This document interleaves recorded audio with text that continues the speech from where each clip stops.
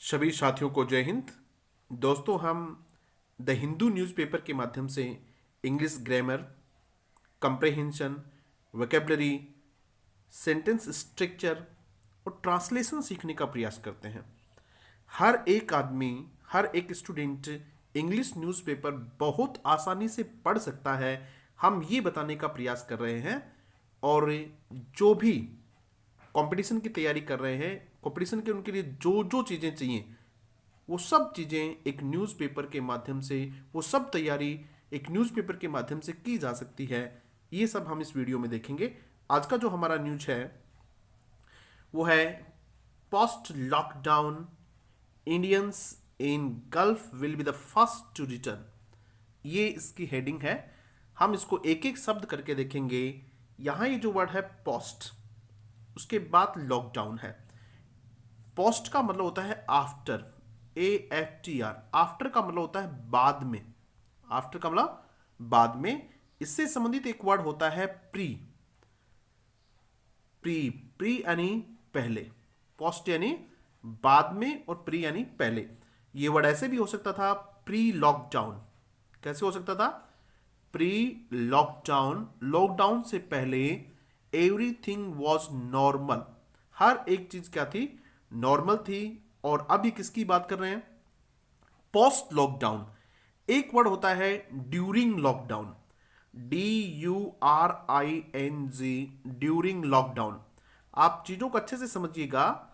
During lockdown ये word है हमारा तीसरा। ड्यूरिंग यानी के दौरान। हमने 3 वर्ड देखे हैं टाइम से रिलेटेड। पहला प्री, प्री यानी पहले, किसी से भी पहले के लिए हम प्री कहते हैं। Pre lockdown, pre marriage, pre examination, exam से पहले, शादी से पहले, ये सब प्री का शब्द होता है। दूसरा हमने पढ़ा है पोस्ट। पोस्ट का मतलब होता है बाद में, आफ्टर। एक वर्ड आपने बहुत देखा होगा, पोस्ट ग्रेजुएट, ग्रेजुएट के बाद। पोस्ट मैरिज, शादी के बाद। पोस्ट सेल सर्विसेज, बेचने के बाद की सर्विसेज। तो पोस्ट का मतलब होता है बाद में। एक वर्ड होता है ड्यूरिंग, DURING, और ड्यूरिंग का मतलब होता है के दौरान, उस दौरान। यानी अगर हम यहां लिखें ड्यूरिंग लॉकडाउन तो इसका मतलब होता है लॉकडाउन के दौरान। ठीक है, आगे बढ़ते हैं हम। पोस्ट लॉकडाउन, लॉकडाउन से पहले इंडियंस, भारतीय लोग। इंडिया एक नाउन है और उसी नाउन से दूसरा नाउन बनाया गया है इंडियन, INDIAN। ये भी क्या है? नाउन बनाया गया है। इंडिया जो है ये प्रॉपर नाउन है, और इंडियन इससे बना दिया, ये क्या बना? कॉमन नाउन बना दिया, और फिर इसका क्या बना दिया? प्लूरल बना दिया, इंडियंस। तो ये क्या है? नाउन है। Post lockdown Indians, post lockdown in lockdown से बाद, इंडियंस इन गल्फ। गल्फ का मतलब खाड़ी देश है। भारतीय कहां? इन, किसी भी स्थान के लिए किसका प्रयोग किया जाता है? इनका प्रयोग किया जाता है। कैसे? इन इंडिया, इन पाकिस्तान, इन बांग्लादेश, इन जयपुर, इन कोटा। तो इनका प्रयोग प्रेपोजिशन है ये। इंडियंस इन गल्फ, भारतीय जो गल्फ में हैं, खाड़ी देशों में हैं। विल बी द फर्स्ट, वे लोग पहले होंगे। विल बी द फर्स्ट, वे लोग पहले होंगे। क्या करने वाले? टू रिटर्न, वापिस आने वाले वो पहले होंगे। अब यहां आप लोग एक बार इसको समझ लो। ये जो द फर्स्ट है, इससे थोड़ा सा हम समझेंगे। फर्स्ट ऑर्डिनल एडजेक्टिव है, ORDINAL, ऑर्डिनल एडजेक्टिव। क्या होता है अभी ऑर्डिनल एडजेक्टिव? वो एडजेक्टिव जो कर्म बताता है, ऑर्डर बताता है। ये सामान्यतः होते हैं first, last, next, second, third. इनके साथ आर्टिकल द का प्रयोग किया जाना चाहिए। जिस तरीके से the last student, the last chapter, the next chapter, the next lesson. तो इनसे साथ द का प्रयोग किया जाता है। ये चीज आप समझेंगे। पोस्ट लॉकडाउन, लॉकडाउन के बाद। इंडियंस इन, कौन से Indians? Way Indians, Indians in gulf, खाड़ी देशों में रहने वाले भारतीय। विल बी द फर्स्ट, वो पहले होंगे। टू रिटर्न, वापिस आने वाले, यानी अपने देश वापिस आने वाले। खाड़ी देशों में जो लोग रह रहे हैं वो पहले होंगे। इस न्यूज में यह बताया गया है कि लॉकडाउन खुलने के बाद जो लोग गल्फ कंट्रीज में रह रहे हैं, जो फंसे हुए हैं और अन्य देशों में भी फंसे हुए हैं, उनको भारत लाया जाएगा। लेकिन उनमें गल्फ कंट्रीज में जो लोग हैं वे भारत आने वाले पहले होंगे। यानी शुरुआत कहां से की जाएगी?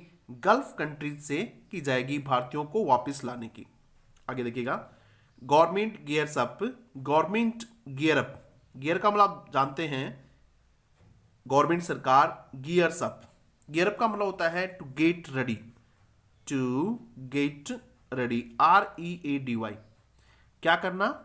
तैयार होना, अपने आप को प्रिपेयर करना, अपने आप को तैयार करना। गवर्नमेंट गियर्स अप, अपनी प्रक्रिया जो है, अपनी तैयारियां हैं, उनको और ज्यादा तेज कर देना, उसको गियर अप कहते हैं। गवर्नमेंट गियर्स अप, गवर्नमेंट तैयार है, हो रही है। टू रिपेट्रिएट, एक वर्ड होता है रिपेट्रिएट, इसका मतलब होता है किसी देश से किसी व्यक्ति को दूसरे देश में भेजा जाना। To send back somebody to his own country, किसी आदमी को टू सेंड बैक, वापिस भेजना। कहाँ? उसके अपने देश में वापिस भेजना या अपने देश में वापिस लाना, उसको क्या कहते हैं? रिपेट्रिएट कहते हैं। क्या कहते हैं उसको? रिपेट्रिएट कहते हैं। तो government gears up to repatriate stranded citizens, government ने अपनी तैयारियां तेज कर दी हैं टू रिपेट्रिएट, वापस लाने के लिए स्ट्रेंडेड सिटीजन्स। स्ट्रेंडेड का मतलब होता है फंसे होना। क्या मतलब होता है इसका? फंसे होना। और इसका इंग्लिश में एक वर्ड और होता है स्टक, STUCK, स्टक, फंस जाना कहीं भी। सिटीजन्स आप सब जानते हो अपने नागरिकों को। सरकार ने अपनी तैयारियां तेज कर दी हैं अपने फंसे हुए नागरिकों को वापस लाने की। आगे देखिएगा इसमें क्या क्या चीजें हमें समझनी है। A week before the current, a week, एक सप्ताह। वीक का मतलब क्या है? एक सप्ताह। अ वीक बिफोर, वीक एक वर्ड और होता है, वो आप सब जानते हैं, WEAK, वीक, और एक वर्ड है WEEK, वीक। दोनों में जो अंतर है, वो अर्थ का अंतर तो आप जानते हैं, मीनिंग का अर्थ तो, कि ये सप्ताह होता है और ये कमजोर होता है। मैं जो अंतर बताना चाह रहा हूं वो अंतर आप लोगों को पार्ट्स ऑफ स्पीच का बताना चाह रहा हूं। पार्ट्स ऑफ स्पीच में हमने एक बहुत शानदार वीडियो बनाया है। जो बच्चे पार्ट्स ऑफ स्पीच का बेसिक नॉलेज लेना चाह रहे हैं वो चैनल की प्लेलिस्ट में जाइएगा, वहां आपको पार्ट्स ऑफ स्पीच नाम से एक फोल्डर मिलेगा, आप उसको देखिएगा। बहुत शानदार वीडियो है पार्ट्स ऑफ स्पीच का। ये जो पार्ट्स ऑफ स्पीच है वीक, ये नाउन है। क्या भी? ये नाउन है। और ये वीक, कमजोर, ये क्या है? एडजेक्टिव है। ये अंतर है दोनों में। ये नाउन है और ये क्या है? एडजेक्टिव। इसका मतलब क्या होता है? सप्ताह होता है, और इसका मतलब क्या होता है? कमजोर होता है। ये नाउन है, इसीलिए इसके साथ देखो क्या प्रयोग किया गया है? आर्टिकल ए का प्रयोग किया गया है। सिंगुलर नाउन है, एक वचन है, इसलिए इसके साथ किसका प्रयोग करना चाहिए? ए का प्रयोग करना चाहिए। उसके बाद देखिए, अ वीक बिफोर, एक सप्ताह पहले। किससे एक सप्ताह पहले? वो आगे बताएंगे। बिफोर का मतलब होता है पहले होना, ठीक है। ये प्रेपोजिशन है। क्या है भी? ये प्रेपोजिशन है। बिफोर कंजंक्शन भी होता है। बिफोर क्या होता है? कंजंक्शन भी, लेकिन यहां ये प्रेपोजिशन है। कंजंक्शन कभी और आएगा तब आपको बताएंगे। अ वीक बिफोर, एक सप्ताह पहले। किससे एक सप्ताह पहले? द करंट, वर्तमान, फेज, चरण, ऑफ, किसका? Nation wide lockdown. किससे पहले? एक सप्ताह पहले। किससे? द करंट, वर्तमान में जो चरण चल रहा है, फेज यानी चरण होता है, किसका चरण? नेशन वाइड लॉकडाउन, राष्ट्रव्यापी लॉकडाउन का जो वर्तमान चरण चल रहा है, किसके लिए? टू कॉम्बैट, फाइट करने के लिए, के खिलाफ लड़ने के लिए। किसके खिलाफ लड़ने के लिए? वर्तमान का जो राष्ट्रव्यापी चरण, किसका? लॉकडाउन का, किसके लिए? कॉम्बैट करने के लिए, फाइट के लिए, लड़ाई के लिए, सामना करने के लिए। किसका सामना करने के लिए? किसके साथ फाइट करने के लिए? The corona virus pandemic, corona virus जो पेंडेमिक है, विश्व महामारी है, उससे लड़ने के लिए जो वर्तमान चरण जो नेशन लॉकडाउन का चल रहा है, उसके एंड होने से पहले। किसे? A week before the current phase of nation wide lockdown to combat the corona virus pandemic ends, इसके सप्ताह, एक सप्ताह एंड इन, अंत होने से पहले, उसके एक सप्ताह पहले द गवर्नमेंट हैज, सरकार ने, हैज बिगन, सरकार ने शुरू कर दिया है। हैज बिगन देखिएगा आप लोग, हैज बिगन क्या होता है। हैज कौन सा टेंस है आप जानते हैं सब, प्रेजेंट का परफेक्ट टेंस है, उसके साथ कौन सी वर्ब आनी चाहिए, थर्ड फॉर्म आनी चाहिए। फर्स्ट फॉर्म क्या है, बिगिन, सेकेंड फॉर्म क्या है, BEGAN, और थर्ड फॉर्म क्या है, BEGUN। इस प्रकार जो वर्ब बनती हैं उनको इरेगुलर वर्ब्स कहते हैं, जिनकी सेकेंड फॉर्म थर्ड फॉर्म अलग अलग होती हैं, उनको इरेगुलर वर्ब्स कहते हैं। एक सप्ताह पहले ही, इस चरण के अंत होने के एक सप्ताह पहले ही क्या हो गया, the government has begin, government ने क्या कर दिया है, शुरू कर दिया है। क्या शुरू कर दिया गवर्नमेंट ने, प्रेपरेशन शुरू कर दी हैं, तैयारियां शुरू कर दी हैं। प्रेपरेशन यानी तैयारियां। देखो ये हैज बिगन है, ये वर्ब है और ये इसका है ऑब्जेक्ट। उसने शुरू कर दी, क्या शुरू कर दी, तैयारियां शुरू कर दी हैं। किसके लिए, फॉर यानी के लिए, किसके लिए तैयारियां शुरू कर दी हैं भाई, for the return of Indians. For यानी के लिए, पर्पज के लिए फॉर है, PURPOSE, पर्पज बताने के लिए किसका प्रयोग किया हुआ है, फॉर का प्रयोग किया हुआ है। फॉर प्रपोजिशन, पर्पज बताने के लिए, फॉर द रिटर्न, किसके, रिटर्न के लिए, ऑफ इंडियंस, भारतीयों को वापिस लाने की तैयारियां उन्होंने शुरू कर दी हैं। कौन से इंडियंस की, स्ट्रेंडेड, जो फंसे हुए हैं। स्ट्रेंडेड का मतलब क्या है, जो फंसे हुए हैं, और नीडिंग, और जिनको आवश्यकता है, टू रिटर्न, वापस आने की, फ्रॉम वेरियस कंट्रीज, अलग अलग देशों से जिनको वापस आने की आवश्यकता है, नीडिंग, जिनको आवश्यकता है किस बात की, टू रिटर्न फ्रॉम, कहां से, फ्रॉम, फ्रॉम यानी जहां से के लिए फ्रॉम प्रपोजिशन का प्रयोग किया जाता है, और जहां पहुंचते हैं उसके लिए टू का प्रयोग किया जाता है। फ्रॉम कहां से, वेरियस कंट्रीज, वेरियस यानी अलग अलग देशों से, बिगनिंग विद, उसकी शुरुआत हो रही है किसके साथ, countries in Gulf region, sorry countries in Gulf region, उन देशों से शुरुआत हो रही है जो कौन से क्षेत्र में है, गल्फ रीजन में है, जो खाड़ी क्षेत्रों में है।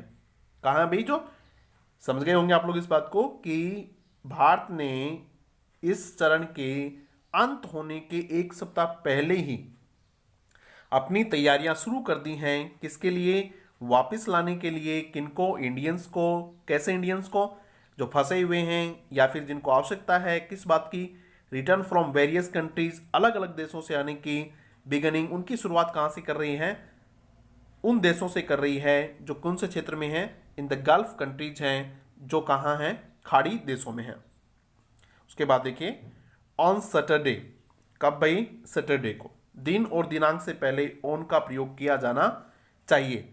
लेकिन कब नहीं किया जाना चाहिए, इंपॉर्टेंट बात देखिएगा, यदि इनके साथ एवरी का प्रयोग आ जाता, किसका आ जाता, एवरी का प्रयोग आ जाता, लास्ट का प्रयोग आ जाता, नेक्स्ट का प्रयोग आ जाता, दिन और दिनांक, दिन से पहले भी, तो इनके साथ ऑन का प्रयोग नहीं करते। अगर आप ये लिखते लास्ट सैटरडे, मानो ये लिखा था लास्ट संडे होता, मानो ये बहुत शानदार कॉन्सेप्ट समझा रहा हूं, ध्यान देना, लास्ट संडे होता है ये, SUNDAY, लास्ट संडे। तो आप लोग यहां ऑन लास्ट संडे नहीं लिखते, ही केम हियर लास्ट संडे। देखो ये ही केम, CAME, he came here dash dash dash last Sunday, SUNDAY, he came here last Sunday. तो आप यहां क्या नहीं लगाएंगे, ऑन प्रपोजिशन नहीं लगाएंगे, किसकी वजह से, लास्ट की वजह से। We are going there this Sunday, तब भी आप क्या नहीं लगाएंगे, ऑन का प्रयोग यहां नहीं करेंगे। अन्यथा आपको क्या करना है, ऑन का प्रयोग करना है दिन और दिनांक से पहले। On Saturday, cabinet secretary, cabinet जो सचिव हैं राजीव गौबा, ये इनका नाम है।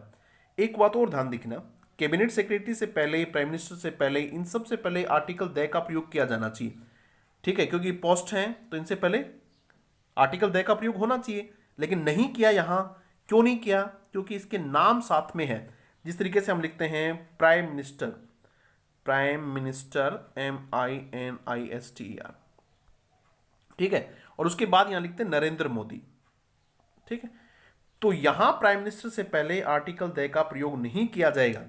अगर सीधा लिखते तब हम लिखते the prime minister, the PM is coming today या गोइंग टुडे, जो भी आप लिखते तब आप किसका प्रयोग करते, आर्टिकल दे का प्रयोग। बहुत शानदार कॉन्सेप्ट्स हैं, आप इनको नोट करते जाइएगा, सीखते जाइएगा। तो क्या लिखा हमने यहां, on Saturday cabinet secretary Rajiv Gauba held a meeting. उन्होंने एक मीटिंग रखी। क्या रखी भी उन्होंने, एक मीटिंग रखी। मीटिंग रखने के लिए क्या कहते हैं, held a meeting, second form है। उन्होंने एक मीटिंग रखी किनकी, ऑफ ऑल नोडल मिनिस्ट्रीज, सभी नोडल मिनिस्ट्रीज की मीटिंग रखी, इंक्लूडिंग शामिल करते हुए, एक वर्ड होता है एक्सक्लूडिंग, एक्सक्लूडिंग शामिल नहीं करते हुए, एक्सक्लूडिंग होता है, शामिल करते हुए का मतलब इंक्लूडिंग होता है। उन्होंने एक मीटिंग रखी किनकी, सभी नोडल मिनिस्ट्रीज की इंक्लूडिंग शामिल करते हुए, फॉरेन सेक्रेटरी विदेश सचिव हर्ष श्रृंगला, ये उनको शामिल करते हुए भी, जिसमें एंड और किनको शामिल करते हुए, ऑल द चीफ सेक्रेटरीज, सभी मुख्य सचिवों को, किसके, ऑफ स्टेट्स, सभी राज्यों के मुख्य सचिवों को शामिल करते हुए, एंड यूनियन टेरिटरीज, और किनके मुख्य सचिवों को, union territories, union territories UT, केंद्र शासित प्रदेश। क्या है भैया, केंद्र शासित प्रदेश, यूनियन टेरिटरीज का मतलब है केंद्र शासित प्रदेश, उनके इस मुख्य सचिवों को भी, ऑन द इश्यू, किस इश्यू पे, किस मुद्दे पे, ऑन का प्रयोग होता है अबाउट, ABOUT, अबाउट, किसके बारे में थी मीटिंग, अबाउट। ऑन का प्रयोग जो प्रेपोजिशन है इसका अबाउट के अर्थ में करते हैं, जिस तरह से आई रॉट एन आर्टिकल, मैंने एक आर्टिकल लिखा, ऑन किस पे लिखा, करप्शन, CORRUPTION। ऑन का मतलब यहां अबाउट, के बारे में, ऑन यानी क्या है, अबाउट। जिस तरह से ही डिलीवर्ड अ लेक्चर, उसने एक लेक्चर दिया, ऑन डाउरी, डाउरी यानी दहेज, उसने दहेज प्रथा पे एक लेक्चर दिया। ऑन का मतलब होता है के बारे में, अबाउट, ऑन का मतलब क्या होता है, अबाउट या के बारे में, ठीक है। तो ये ध्यान रखेंगे आप लोग, किसके बारे में थी वोटिंग, के बारे में थी, अबाउट, ऑन द इश्यू, मुद्दा, किसके मुद्दे पे, ऑफ रिपेट्रिएटिंग, रिपेट्रिएटिंग, रिपेट्रिएटिंग ऊपर वर्ड आया था रिपेट्रिएट, अब इसके साथ में क्या लगा दिया, आईएनजी लगा दिया, क्योंकि प्रेपोजिशन के बाद में यदि वर्ब आएगी, ध्यान दीजिएगा इस बात पे, यदि प्रेपोजिशन के बाद वर्ब आएगी तो वो किसके साथ आएगी, आईएनजी फॉर्म में आएगी, क्योंकि प्रेपोजिशन अपने बाद नाउन लेता है और वर्ब को आईएनजी फॉर्म बना के जेरेंड बनाया जाता है। क्या बनाया जाता है, जेरेंड, और जेरेंड क्या होती है, नाउन होती है, इसलिए ये क्या है, आईएनजी फॉर्म ली जाती है। कई बार बच्चे पूछते हैं कि सर जी क्यों ली जाती है आईएनजी फॉर्म इसके बाद, इसलिए ली जाती है बेटा कि प्रेपोजिशन के साथ क्या आना चाहिए, नाउन आना चाहिए, और वर्ब को नाउन बनाने के लिए क्या बनाई जाती है, जेरेंड बनाई जाती है, और जेरेंड के लिए इसके साथ क्या किया जाता है, आईएनजी लगाई जाती है। तो ध्यान रखिएगा इस पर, किस मुद्दे पे, ऑन द इश्यू ऑफ रिपेट्रिएटिंग, वापिस लाने के मुद्दे पे, किनको, इंडियंस को, किसके बाद, आफ्टर, किसके बाद भी, ट्रेवल रेस्ट्रिक्शंस आर लिफ्टेड, किसके बाद, ट्रेवल रेस्ट्रिक्शंस, जब यात्रा के प्रतिबंधों को हटा लिया जाएगा, उठा लिया जाएगा, आर लिफ्टेड, उसके बाद इस मुद्दे पर है कि सॉरी भाई, किस मुद्दे पे, ऑन द इश्यू ऑफ रिपेट्रिएटिंग, किनको, भारतीय लोगों को वापिस लाने का, कब, जब यात्रा के प्रतिबंधों को उठा लिया जाएगा, उस मुद्दे पे उन्होंने एक मीटिंग रखी। अब इसका थोड़ा समझिएगा आप लोग, ये पैसिव वॉइस का सेंटेंस है, restrictions are lifted, are lifted, LIFTED, are lifted, ध्यान दीजिएगा। बी वर्ब के बाद स्थिति कैसी बनती है, बी वर्ब के बाद ऐसी स्थिति बन सकती है, यदि सामान्य टेंस होगा तो बी वर्ब के बाद हमेशा क्या आनी चाहिए, आईएनजी आनी चाहिए। बी वर्ब का मतलब एज, एम, आर, वॉज, वर, ये सब बी वर्ब है, तो इनके साथ आईएनजी आनी चाहिए। अगर इनके साथ आईएनजी नहीं है तो दूसरी वर्ब यदि आएगी तो फिर वो थर्ड फॉर्म आएगी, और जब थर्ड फॉर्म आएगी तो वो स्ट्रक्चर किसकी होगी, पैसिव की स्ट्रक्चर होती है, क्योंकि पैसिव का मतलब होता है बी प्लस थर्ड फॉर्म, ये पैसिव होती है, ठीक है। पैसिव में बी वर्ब आएगी, बी का मतलब इज, एम, आर, वॉज, वर, और उसके साथ थर्ड फॉर्म आएगी। तो ये देखिएगा, आर है, बी वर्ब है, उसके बाद क्या है, लिफ्टेड है, लिफ्ट की थर्ड फॉर्म है लिफ्टेड, तो ये पैसिव उसका सेंटेंस है, आप समझ जाएंगे इस बात को। उसके बाद हम आगे बढ़ते हैं इसमें। ऑल्सो अटेंडिंग, ऑल्सो यानी भी, ऑल्सो भी, अटेंडिंग अटेंड करते हुए, ऑल्सो अटेंडिंग द मीटिंग वर, कौन अटेंड कर रहे थे भी? और home secretary Ajay Kumar Bhalla, secretary economic affairs आर्थिक मामलों के, and secretary labour and employment, ये सब लोग भी। देखो इस सेंटेंस को अच्छे से पढ़िए आप लोग, क्या सेंटेंस है ये? ऑल्सो वार अटेंडिंग, तो आप इसमें लिखेंगे, ये पहले लिखेंगे, ये सब्जेक्ट है सारे के सारे, ये प्लूरल है इसलिए क्या आएगा? वार ऑल्सो अटेंडिंग द मीटिंग, ये लोग भी मीटिंग को अटेंड कर रहे थे। सेंटेंस कैसे बनेगा देखिए, home secretary Ajay Kumar Bhalla, secretary economic affairs and secretary labour and employment were also attending the meeting, ये लोग भी मीटिंग को अटेंड कर रहे थे। ठीक है, तो इसको इन्वर्जन कहते हैं। कई बार सब्जेक्ट को बाद में ले लेते हैं और वर्ब वगैरह को पहले ले लेते हैं, तो इस प्रकार का ये है। अगर आपसे कहा जाए कि इस सेंटेंस में आप सब्जेक्ट ढूंढिए, देखिएगा ये पूरा सेंटेंस आपका है और आपको ये कहा जाए कि इसमें सब्जेक्ट और प्रेडिकेट ढूंढिए। सब्जेक्ट प्रेडिकेट जानते हो ना? अगर नहीं जानते हो तो इसके लिए भी हमने एक वीडियो बनाया हुआ है, आप रेन एंड मार्टिन बुक है उससे संबंधित वीडियो है, तो उस प्लेलिस्ट में जाके आप देखिएगा, रेन एंड मार्टिन के कुछ वीडियोज हमने बनाए हुआ और सब्जेक्ट प्रेडिकेट का है। तो इसमें सब्जेक्ट है कहाँ? कई कई बच्चों लोग को लगेगा कि सर वास्तव में शुरुआत में ही सब्जेक्ट है, ऑल्सो सब्जेक्ट है, ये नहीं हो सकता है क्योंकि सब्जेक्ट के लिए नाउन होना जरूरी है। अटेंडिंग ये नहीं हो सकता है क्योंकि ये तो वर्ब है। कई बार लगता है सर ये जिरेंट वगैरह हो गई, नहीं, यहां जिरेंट कुछ नहीं है, मेन वर्ब है। अटेंडिंग ये मेन वर्ब है, तो इसका सब्जेक्ट यहां है, देखिएगा कहां? Home secretary Ajay Kumar Bhalla, secretary economic affairs and secretary labour and employment, फिर ये तो सब्जेक्ट हो गया इसका, और उसके बाद ये क्या होगी इसकी? वर्ब हो गई, हेल्पिंग वर्ब। वर अटेंडिंग ये क्या है इसकी? मेन वर्ब है। और ये द मीटिंग ये क्या है इसका? क्या अटेंड कर रहे थे? द मीटिंग अटेंड कर रहे थे, ये इसका ऑब्जेक्ट हो जाएगा। तो इस प्रकार से आप लोगों को ट्रांसलेशन करना आना चाहिए, किस तरीके से ट्रांसलेट करते हैं, किस तरीके से न्यूज़पेपर को अच्छे से पढ़ा जा सकता है, वो हम आपको सिखाने का प्रयास कर रहे हैं। ऑफिसर्स अधिकारी, ऑफिसर्स कौन होते हैं? अधिकारी होते हैं, इसको ऑफिसर्स पढ़ा जाता है। अधिकारी टुक स्टॉक ऑफ, ये एक इडियम है, मुहावरा है, टेक स्टॉक ऑफ, कहीं नोट कर लीजिएगा, take stock of, STOCK, take stock of. Take stock of का मतलब होता है किसी चीज का जायजा लेना, किसी चीज का जायजा लेना, किसी चीज का आकलन करना। टेक स्टॉक ऑफ का मतलब होता है किसी चीज का आकलन करना।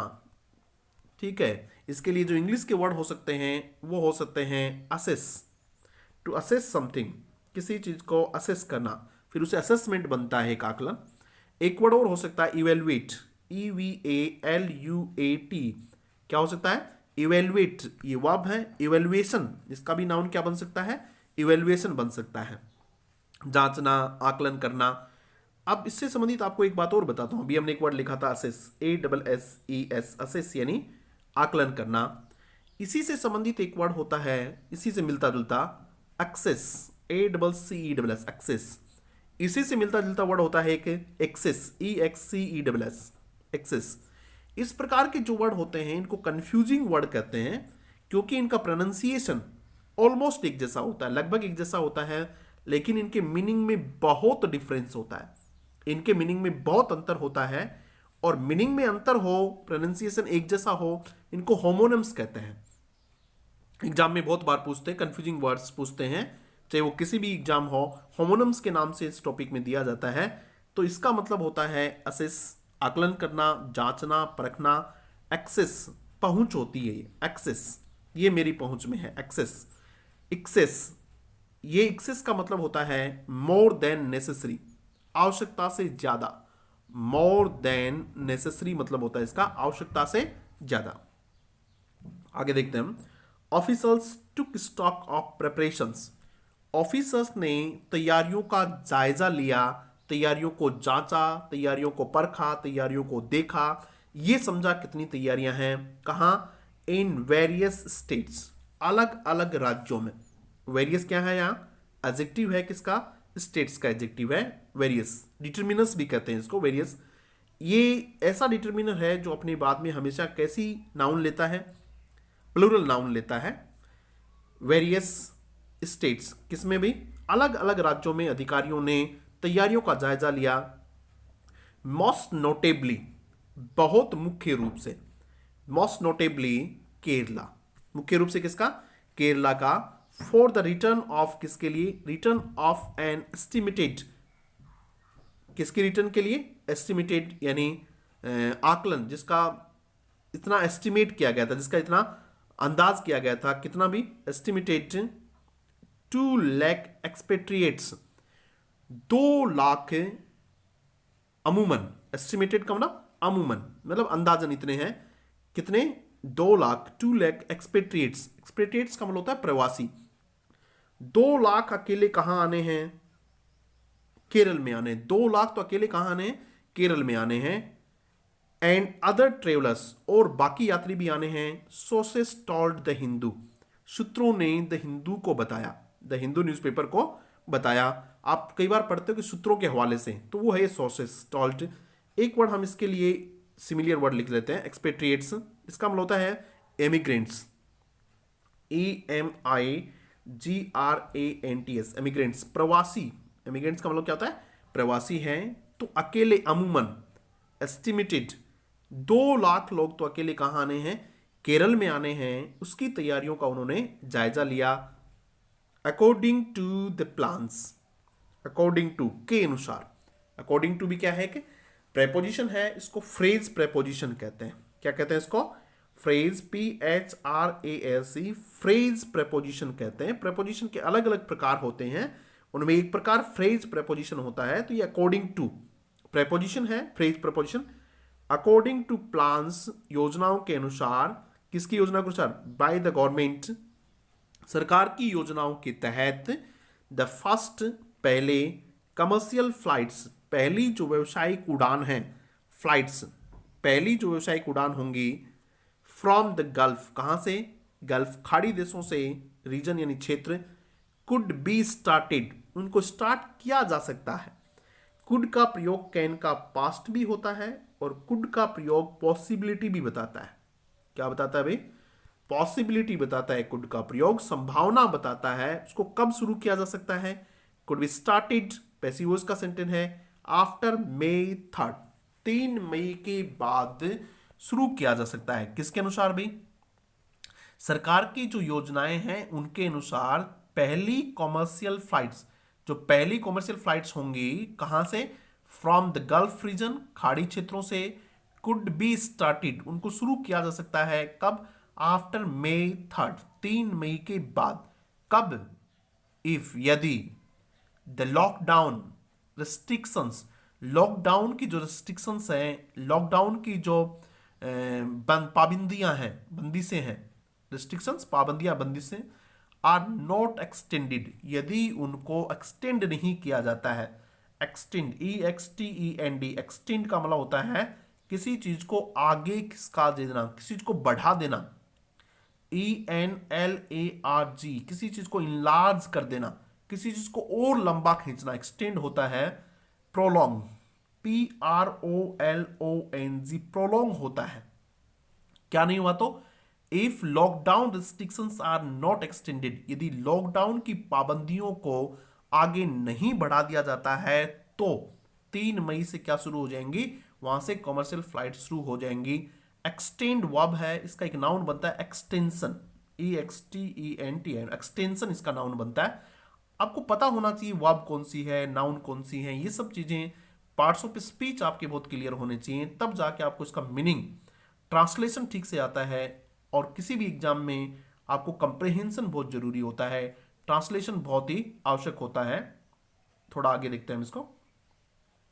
इंडियंस स्टैंडर्ड, इंडियंस, भारतीय स्टैंडर्ड, जो फंसे हुए हैं इन द यूके, कहां फंसे हुए हैं? यूके में फंसे हुए हैं, यूनाइटेड किंगडम, इंग्लैंड में फंसे हुए हैं। यहां जो आपको समझाने की बात है वो देखिएगा, ये आर्टिकल द का प्रयोग हुआ है किसके साथ? यूके के साथ। It is the name of a country, ये भी एक देश का नाम है। देश के नामों से पहले सामान्यतया आर्टिकल का प्रयोग नहीं किया जाना चाहिए, सामान्यतया नहीं किया जाना चाहिए, लेकिन यहां इसका प्रयोग किया जा रहा है तो कुछ विशेष वजह होगी। उसकी वजह यह है कि जब राष्ट्रों के नाम के साथ किंगडम, यूनाइटेड, ठीक है, ये सब आ जाएं तो उनके साथ आर्टिकल द का प्रयोग किया जाना चाहिए। दूसरे शब्दों में आप ये कह दो, यदि वो अब्रीविएशंस हो, जिस तरह से ये यूके है अब्रीवेटेड, इस तरह से है, यूएस है इस तरह से है, यूएसएसआर है इस तरीके से है, तो इन सब के साथ आर्टिकल द का प्रयोग किया जाना चाहिए। यूएसएसआर के साथ भी, यूके के साथ भी, यूएस के साथ भी, इन सब के साथ आर्टिकल द का प्रयोग किया जाना चाहिए, लेकिन इंडिया के साथ नहीं किया जाना चाहिए, पाकिस्तान के साथ नहीं किया जाना चाहिए, बाकी सामान्य देशों के साथ आर्टिकल द का प्रयोग नहीं किया जाना चाहिए। कुछ देश ऐसे हैं जो प्लूरल फॉर्म में हैं, जिस तरीके से नीदरलैंड्स है, उसके साथ आर्टिकल द का प्रयोग होना चाहिए। वेस्ट इंडीज है, उसके साथ आर्टिकल द का प्रयोग होना चाहिए। इंडियंस स्टैंडर्ड, भारतीय जो फंसे हुए हैं in the UK comma other parts of Europe, और किसके अदर पार्ट्स, बाकी हिस्सों में, किसके बाकी हिस्सों में, यूरोप के बाकी हिस्सों में, एंड और कहा द यूनाइटेड स्टेट्स। मैंने अभी बताया आप लोगों को, देखो कि यूके या यूएस यूनाइटेड स्टेट्स है, तो इससे पहले भी किसका प्रयोग हुआ है, द का प्रयोग हुआ है। और कहां फंसे हुए हैं, द यूनाइटेड स्टेट्स, यहां फंसे हुए हैं। Will be considered after that, उनके बारे में सोचा जाएगा। कंसीडर का मतलब होता है टू थिंक, CONSIDER, कंसीडर का मतलब होता है टू थिंक, THINK, उनके बारे में सोचा जाएगा।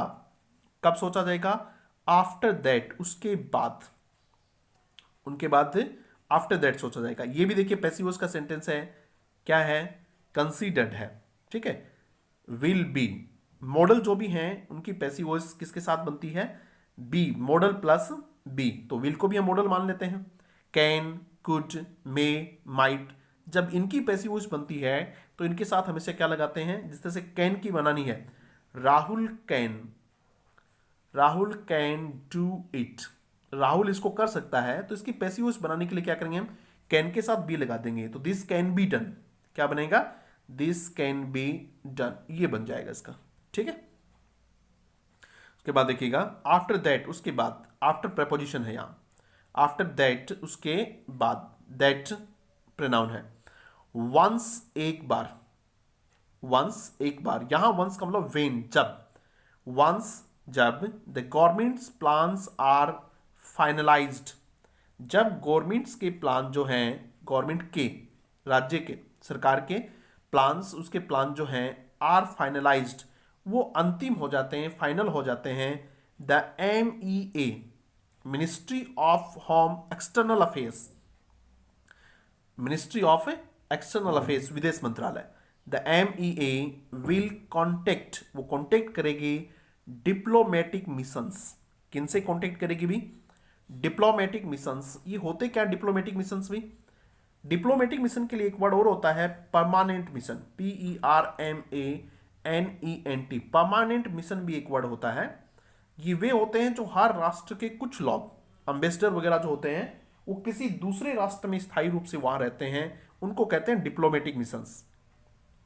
तो एक बार जब the government's plans are finalised, जब गवर्नमेंट के प्लान फाइनलाइज कर लिए जाएंगे, the MEA will, MEA ministry of external affairs, विदेश मंत्रालय, विल कॉन्टेक्ट डिप्लोमेटिक मिशंस, वो डिप्लोमेटिक मिशन से कॉन्टेक्ट करेगा, कहां, in Delhi and the, Delhi में, दूसरे देशों के, जिस तरह खाड़ी देशों के लोग हमारे यहाँ दिल्ली में रह रहे हैं, एम्बेसडर वगैरह, उनसे, एंड द DGCA, DGCA का मतलब director general of civil aviation, DGCA director general of civil aviation, जो विमान मंत्रालय के जो होते हैं, विमानन विभाग जो होता है, हवाई जहाज वाले लोग, will give, and the DGCA will give clearance, और वो क्लियरेंस देगा टू स्पेसिफिक एयरलाइंस, विशेष एयरलाइंस को, किनको देगा भी, to give clearance to specific airlines, विशेष एयरलाइंस को, टू बिगिन, कि वो शुरू करें, एडवर्टाइजिंग फ्लाइट्स, विज्ञापन यात्राएं शुरू करें, फ्रॉम द गल्फ, कहां से, गल्फ से, सोर्सेज साइड, ऐसा सूत्रों ने कहा है कि वो उनको अनुमति देंगे, तब वहां से चीजें शुरू होंगी। द गवर्नमेंट इज मेकिंग, सरकारें बना रही हैं, is making a separate assessment, एक अलग से आकलन कर रही हूं। असेसमेंट का मतलब हमने अभी देखा था, असेस वर्ब देखी थी हमने, असेस, फिर हमने बताया था कि असेस से एक नाउन बनता है, असेसमेंट, तो वो ये है। The government is making a separate assessment, सरकार अलग से आकलन कर रही है, अबाउट, के बारे में, किसके बारे में, प्लेसेस, उन स्थानों के बारे में, फ्रॉम वेयर, जहां से, it will need to operate special flights, जहां से उनको स्पेशल फ्लाइट ऑपरेट करने की आवश्यकता होगी, इसका सरकार अलग आकलन कर रही है। Due to the large number of Indians, किसके कारण, ड्यू टू यानी के कारण, because of, due to the large number of Indians, बड़ी संख्या में भारतीय, नीडिंग टू रिटर्न, किसके कारण, बड़ी संख्या में भारतीय जो हैं उनको आवश्यकता है रिटर्न, वापस आने की, मैनी ऑफ होम, उनमें से ज्यादातर, तो कौन से, जिनको वापस आने की आवश्यकता है, मैनी ऑफ होम, उनमें से ज्यादातर, विल बी अनेबल, वे अनेबल होंगे, वे योग्य नहीं होंगे, उनकी कैपेसिटी नहीं होगी, टू अफोर्ड टिकट्स, क्या अफोर्ड करने की, टिकट अफोर्ड करने की भी उनकी कैपेसिटी नहीं होगी, एट प्रेजेंट, फिलहाल वो बेचारे टिकट भी नहीं खरीद सकते, ऐसे भी बहुत सारे लोग हैं। Many of these countries, many of these countries, इनमें से ज्यादातर जो कंट्रीज हैं, हैव कॉन्टेक्टेड, उन्होंने कॉन्टेक्ट कर लिया है, किनसे, इंडियन मिशन से, यानी हमारे जो लोग उन देशों में रहे उनसे संपर्क कर लिया है, कब, in the last few weeks, पिछले कुछ सप्ताहों में, प्रेसिंग, जोर देते हुए, द अर्जेंसी, इस अर्जेंसी पर जोर देते हुए, किसकी, ऑफ इंश्योरिंग, कि तय किया जाए, इंश्योर का मतलब क्या होता है कि ये निश्चित किया जाए, दैट की Indians are allowed to return, कि भारतीयों को अलाउ किया जाए, क्या करने के लिए, वापस आने के लिए, रिटर्न करने के लिए। More than 8 million Indians, 8 million, 80 lakh के पास पास आदमी है, more than 8 million Indians live, रहते हैं, and work in the Gulf region, और कहाँ रहते हैं, खाड़ी देशों में ये लोग रहते हैं। तो इस तरह से हमने आपको ये न्यूज़ समझाने का प्रयास किया। यदि आपको ये ठीक ठाक लगा हो तो आप इसको अपने साथियों के साथ शेयर कीजिएगा, व्हाट्सएप पे शेयर करें, फेसबुक पे शेयर करें, और चैनल को यदि आपने सब्सक्राइब नहीं किया है तो वो सब भी करें। Thank you, thank you.